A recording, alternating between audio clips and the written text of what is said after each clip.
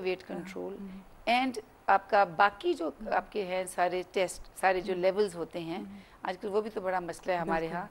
आपकी fat level हुआ, lipid level हुआ, आपकी सारे लेवल्स भी they all come down reasonably by 10%, इनका रिडक्शन हो जाता है। अच्छा। अब हम ये फाइबर हमने कैसे बढ़ाना है? Fibre is unabsorbable starch. अब फाइबर हमने कैसे बढ़ाना है? हाँ डॉक्टर साहब, हम बात करते हैं इसी हवाले से, फाइबर के हवाले से। एक और कॉलर है हमारे साथ, देखते हैं कौन है हमारे साथ। हेलो ओ भाग गए कॉलर, या मुझसे गलती होगी। चलिए दोबारा कॉल कीजिए, आप कीजिए और पूछिए कि डाइट के हवाले से अगर आप लोगों को कुछ पूछना है। ठीक है, फाइबर पे बात हो रही थी। अच्छा, फाइबर अब किस में है ज़्यादा? फॉर एग्जांपल अगर आप अपना फ्रूट जिसमें फाइबर ज़्यादा है, सही, वो हम इंटेंशनली अगर नंबर उसका बढ़ा दें, हेल्पिंग जिसको कहते हैं, इसी तरह जो वेजिटेबल्स हैं, ग्रीन वेजिटेबल्स, सैलड्स हैं और हमारी कुक्ड वेजिटेबल्स हैं, हम उनके भी हेल्पिंग बढ़ा दें इंटेंशनली, विद दिस इंटेंशन कि आपने इसकी 7 से 8 हेल्पिंग्स लेनी है फ्रूट एंड वेजिटेबल्स की, तो that increases your fibre by 2%, अगर आप इसकी 8 हेल्पिंग्स ले लें। अच्छा। नॉर्मली हमारे यहाँ हेल्पिंग्स जो हैं वो 3 to 4 होती हैं। अच्छा। मतलब 1-2 फल खा लिए और सब्जी कभी खाई कभी नहीं खाई, और रोटी जो है वो आपका फाइन या जो आपका मशीन का आटा होता है इसकी होती है, उसमें आप ज़रा फाइबर कंटेंट उसका वैसे ही आप छान देते हैं। अच्छा। तो इसमें आपने अगर there are many other ways to increase fibre, like this is the standard जो मैं लेमैन के लिए बता रही हूँ कि अगर ये हम नंबर बढ़ा दें हेल्पिंग्स का, तो इससे फाइबर कंटेंट आपका 2% बढ़ जाता है, which leads to better options. हमें चाहिए कि हम अपने इंटेंशनली फाइबर के ऊपर गौर दें कि फाइबर हमारी डाइट में ज़्यादा होना चाहिए। जैसे कि मैंने देखा है कि लोग जो आटा होता है वो उसमें फाइबर नहीं होता, ठीक है। मुझे याद है कि अम्मी जो आटा होता था उसके अंदर बहुत ज़्यादा फाइबर ऐड कराती थी, तो अब लोग जो है वो बिल्कुल वाइट रोटी होती है तो वो तो मेरे ख्याल से उसमें फाइबर होता ही लोग नहीं निकालते। एक्चुअली आई वुड से कि ये तो हमारी अवेलेबिलिटी पर है ना, कि हमें मिलता ही है। दोनों तरह के अवेलेबल होते हैं। हाँ, दोनों तरह के अवेलेबल हैं, लेकिन जो दूसरा फॉर्म अवेलेबल है वो पब्लिक का इतना टेस्ट नहीं है उसके लिए। जब आप किसी को रिकमेंड भी करते हैं ना, जैसे आप दुकानों पे जाएंगे तो एक डायबिटिक आटे के नाम से बिक रहा है, हाँ। वो अजीब सा एक नाम है जो मुझे आज तक समझ नहीं लगी, what do you mean by diabetic आटा। उसके बाकी दुनिया में फाइबर कंटेंट लिखा होता है कि इस आटे का इतना फाइबर है, इसका इतना फाइबर है, यहाँ पे उसको नाम दे दिया। तो वो जो जिसने लेना भी है वो डायबिटिक आटा सुन के वैसे नहीं लेता, because it doesn't like the idea कि मैं बीमार हो गया। हमें चाहिए जैसे कुछ ऑर्गेनिक आटाज भी आ रहे हैं आजकल, ऑर्गेनिक आटाज में फाइबर बहुत ज़्यादा है। 5 ग्रेन आटाज भी आ रहे हैं जिसमें 5 ग्रेन्स उन्होंने मिक्स करके उसका कंटेंट हाई किया हुआ है, और उन्होंने अच्छा ये किया है कि उसका नाम ही 5 ग्रेन आटा रखा हुआ है, ये नहीं रखा हुआ लाइक डायबिटिक आटा, ब्लड प्रेशर आटा।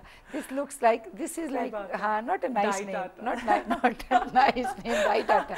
अच्छा, डायबिटिक आटा को कई लोगों ने डाइट आटा भी लिख दिया होता है, it is like such a funny name. I know, लेकिन वो बेचारी लड़कियां तो फिर उसी की तरफ भागती हैं ना, डाइट आटा से। It's a selling tactics, but it is misguiding है। हाँ, it's not the right way to write. बिल्कुल। अच्छा, अब ये बताएं कि बच्चों को तो नहीं बोल सकते, बच्चों के लिए आप बताएं कि उनको किस किस्म की डाइट का ख्याल रखना चाहिए, उनको क्या देना चाहिए? देखिए, आजकल जो हमारे यंग जनरेशन है इसको बहुत मुश्किल है कंट्रोल करना।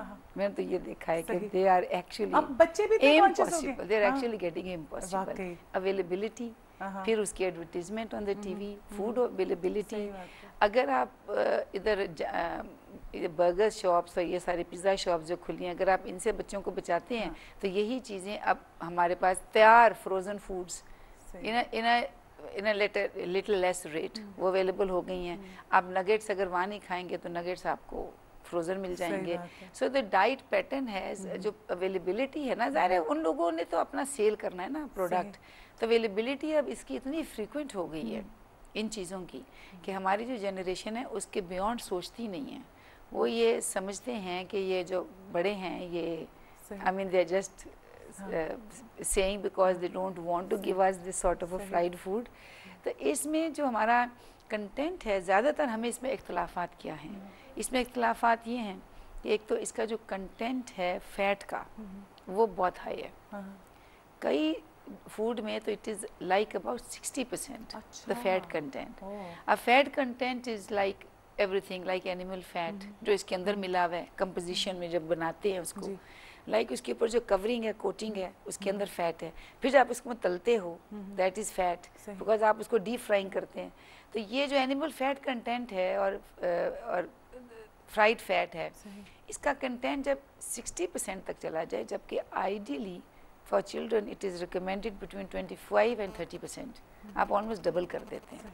फिर अगर आप उसके बंद और पिज्ज़ा के स्लाइसेस और इन सब में डिटेल्स में आती हैं, तो they are all fine fibre, जो हम पहले बात कर रहे थे कि इसमें वो आटा है, वो सफ़ेद आटा है, यू नेवर सीन 5 grain बंद बीइंग सर्व्ड। तो वो जो है वो एक और एक उसके अंदर फर्दर एडेड है कि इसमें रिफाइंड फूड जिसको हम कहते हैं ना, उस तरफ चले जाते हैं आप। और फिर जो कंपोजिशन है एक बैलेंस्ड, बच्चा अगर आपका खाता है जैसे बर्गर एंड फ्राइड, अब उसमें जो उसको मिलना चाहिए ना, जैसे हम एक बैलेंस डाइट की कंपोजिशन की ब्रेकअप करते हैं कि इतने कार्ब्स हों और इतने फैट्स हों और इतने प्रोटीन्स हों, चाहे आप हर वक्त तो बैठ के नापती नहीं हैं, इसको डोंट कैलकुलेट, बट एक हमारे अपने घरों का सिस्टम है कि आपने एक पैटर्न बन गया है which is a healthy pattern, कि आप रोटी एक लेंगी और साथ थोड़ा सालन लेंगी, साथ सलाद लेंगी, थोड़ी सब्जी लेंगी, तो it's a mix of everything, थोड़ा दही भी डाल दिया, तो इट मीन्स कि इट्स अ बैलेंस्ड, इसमें सब इंग्रेडिएंट्स आ गए। और जब आप ब्रेकअप करती हैं तो it is actually a balanced diet जो हमारे अपने घरों की है। जब हम उसको मेजर करते हैं अगेंस्ट अ बर्गर, तो what we go high is in carbohydrates and fats and there is very little portion of proteins. वो भले कहें कि जी ये डबल टैकर, वो क्या है, डबल टायर है और फलान है, but the content of the proteins is compared to fat is again low. Composition vary करती है ना, आपके बच्चे ने अगर एक ही बर्गर खाना है सारे दिन में, तो उसमें उसको जो मिला है, भले वो 50 ग्राम है, वो उसके अंदर नहीं है, लेकिन नहीं, भले 50 ग्राम, देखो उसके अंदर वो कह देते हैं कि 50 ग्राम की पैटी है, whatever is the weight, वो जो whatever they say they commit कि जी ये, लेकिन जो उसकी फर्दर स्प्लिटिंग है उसमें प्रोटीन कंटेंट उस पैटी में इज़ लेस देन फैट। तो हम जो इन बच्चों को समझ नहीं लगती, वो कहते हैं जी ये डबल हमने टैकर खा लिया, this is enough proteins, it is not, because the balanced out, it is unbalanced composition of a whole meal. That is very important कि आपकी कंपोजिशन बैलेंस्ड होनी चाहिए। ज़बरदस्त, इतनी इन्फॉर्मेटिव बातें और बहुत सारी बातें ऐसी पता चली जो पता ही नहीं थी। बहुत शुक्रिया, आपने हमारे लिए वक्त निकाला। हमारा ये वाला सेगमेंट यहाँ पर ख़त्म होता है और इसके बाद हमारा अगला सेगमेंट होगा सेलिब्रिटी कॉर्नर, जिसमें हम आपकी मुलाकात कराएंगे, तारुफ कराएंगे नासिर अदीब साहब का, जो कि एक बहुत फेमस राइटर हैं और डायरेक्टर हैं। हमारे साथ रहिएगा, यहाँ पर हम लेंगे एक ब्रेक।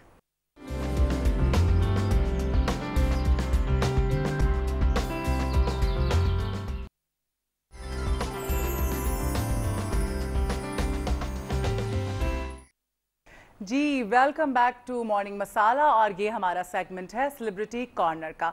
सेलिब्रिटी कॉर्नर में हम आपकी मुलाकात कराते हैं किसी ना किसी इंडस्ट्री की सेलिब्रिटी से, उनसे हम आपकी ज़रूर मुलाकात करवाएंगे, लेकिन उससे पहले मैं आपको बताऊंगी हिस्ट्री ऑफ द डे। जी, हिस्ट्री ऑफ द डे ये है कि 29 जून 1995 को अमेरिका की खलाई शटल अटलांटिस ने पहली दफ़ा रूसी खलाई स्टेशन मीर तक 2 खलाबाजों को पहुंचाकर दोनों ममालिक के दरमियान ताउन का एक नया संगे मील रखा था। ये थी हिस्ट्री ऑफ द डे और अब हम आगाज करते हैं अपने सेगमेंट का, जो कि है सेलिब्रिटी कॉर्नर। और हमारे साथ आज एक बहुत ही मशहूर फिल्म राइटर और डायरेक्टर मौजूद हैं, नासिर अदीब साहब। अस्सलाम वालेकुम। कैसा महसूस कर रहे हैं आप हमारे साथ आज? बहुत अच्छा महसूस कर रहा हूँ। मैं सोचा था कि जिस वक्त आप मेरा तारफ़ कराएंगे कि 5-4 मिनट में तारीफ पे लगाएंगी, आपने डायरेक्टली मुझे आवाम के सामने फेंक दिया, ये है नासिर अदीब। तो ठीक है, अभी तो बहुत सारी तारीफें होनी, मैंने बताना है नाजरीन को जो इतने बड़े बड़े आपने काम किए हैं, आपका Guinness book of world record में नाम आया हुआ है, सारी इन्फॉर्मेशन मैंने नाजरीन को देनी है, यकीनन लोगों को पता भी होगा। आपकी जितनी तारीफ की जाए कम है, आपने जाहिर सी बात है इंडस्ट्री के लिए बहुत काम किया है। अच्छा, मैं आपको सबसे पहले बताती चलूँ नासिर अदीब साहब के काम के हवाले से, उनके करियर के हवाले से, कि बतौर राइटर पहली फिल्म उनकी वहशी जट थी, और बतौर राइटर जो मशहूर फिल्में थी नासिर साहब की वो थी मौला जट, शेर खान, मैडम रानी, काले चोर, इंसानियत के दुश्मन, हसीना 420, ये आदम, जंगल का कानून, चंदवरियाम।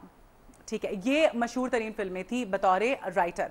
अच्छा, इसके अलावा भी बहुत सारी, इसके अलावा भी बहुत सारी हैं, बेतहाशा, ऐसी थोड़ी नाम आया है Guinness book of world record में। इसके अलावा बहुत सारी फिल्में, मैं आगे आपको ये बता दूं कि बतौर राइटर नासिर साहब की 311 फिल्में 311 फिल्में रिलीज हो चुकी हैं और इस तादाद पर आपका नाम Guinness book of world record में दर्ज किया जा चुका है। बहुत बड़ी बात है, बहुत